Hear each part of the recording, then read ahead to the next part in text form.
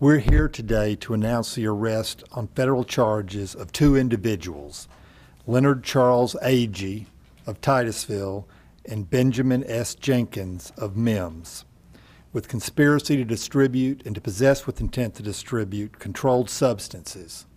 If convicted, each of these men will face a maximum penalty of up to 20 years in federal prison.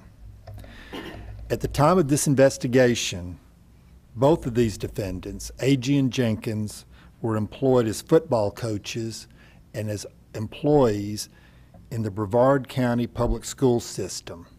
You'll see that it's alleged that between September 2015 and today's date, Agee sold heroin to a confidential informant and has been trafficking in cocaine and marijuana. On multiple occasions, beginning in 2015, Jenkins sold prescription pills and cocaine to confidential informants.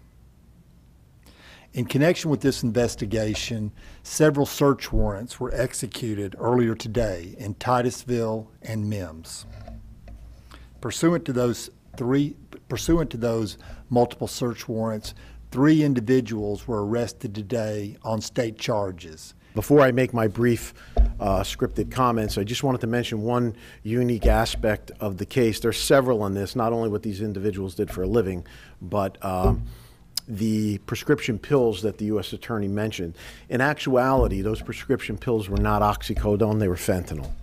And that's highly significant because whether you're the drug dealer and more specifically the drug user in this instance, they may very well have believed they were going to be ingesting oxycodone when fentanyl is actually 40 to 100 times stronger than heroin.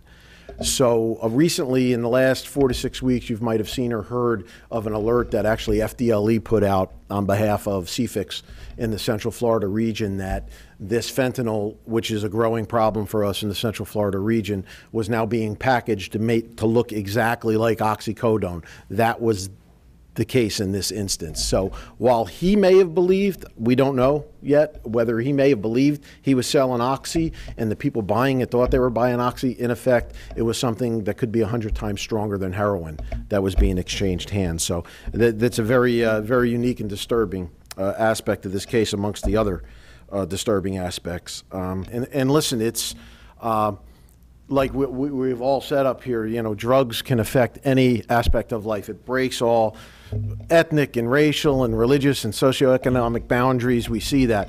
Is it a little bit more disturbing, the position that these people held within the community? Yes, not only because they were school employees, that in and of itself, but because of their access to young people. Again, we don't have any direct evidence that they were doing anything illegal involving the kids, but again, that their job, you know, they were looked up to and, you know, within the community, and they had a chance to be real positive role models for these kids on a variety of different levels. And I would think by the evidence will show, by all accounts, that they failed miserably at that. And again, they made these decisions. And, you know, I'm not a Titusville resident. I am out there quite frequently. It's part of our area of responsibility. But that's why I had said earlier, you know, we share in the shock and disappointment, you know, that someone that deals with our children in the school system would make a conscious decision to make money this way. And we don't know really, you know, how much money. It was far from a major cartel operation, but it did involve many people in the area. And as you will see, there were weapons involved and weapons seized, and convicted felons were involved in dealing with these people that had guns and access to guns. So again, these aren't the type of people we want out on the street anyhow, and we certainly don't want them directly involved with our kids. We have been in contact with the superintendent of Brevard County Schools, and he's taking all the measures he has to do their investigation. And we also share an incredible relationship with the school board, assuring all safety for all students throughout Brevard County.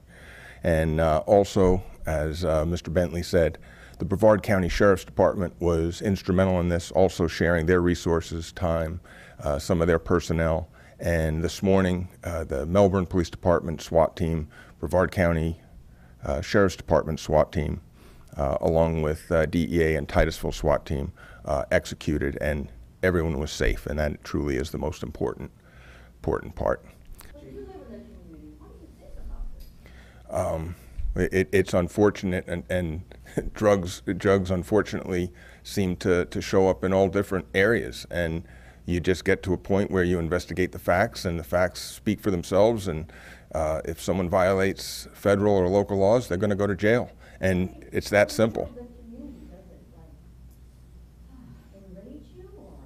You don't really get enraged. It's just you do your job, and you put the bad people. I don't like any type of crime around children, and I don't think any of the gentlemen up here like that at all. So it's something that we certainly wanted to be aggressive and make sure the charges stuck. But it's not about enraging. It's about just doing our job and getting the facts and proving the case.